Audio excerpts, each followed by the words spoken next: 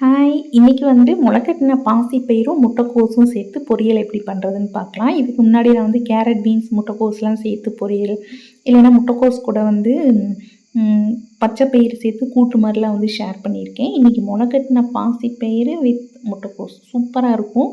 இது protein rich. நார்மலாக நம்ம பாசிப்பயிறு சாப்பிட்டாலே ப்ரோட்டீன் அதிகம். இது முளைக்கட்டினனால ரொம்ப டேஸ்ட்டும் நல்லாயிருக்கும்.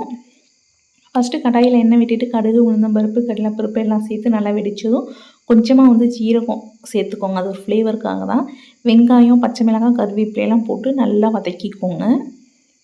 வெங்காயம் கொஞ்சம் நிறையவே போட்டுக்கோங்க. இது சின்ன வெங்காயம் போட்டுக்கிட்டிங்கன்னா இன்னும் டேஸ்ட்டாக இருக்கும். முட்டைக்கோஸ் சின்ன சின்னதாக கட் பண்ணி வச்சுருக்கேன், அதையும் சேர்த்துக்கோங்க.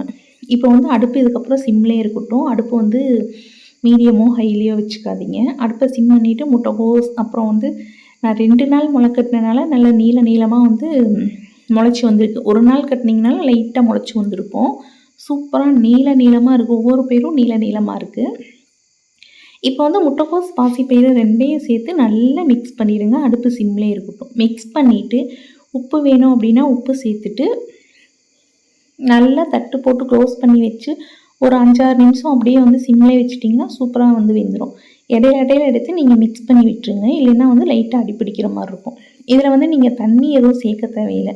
முட்டைக்கோஸ்லேருந்து விட்டு வர தண்ணியே பாசிப்பயிரும் சேர்ந்து வெந்துடும். ஏன்னா நம்ம பாசிப்பயிறு முளைக்கட்டி இருக்கிறதுனால ரொம்ப சாஃப்டாக தான் இருக்கும்.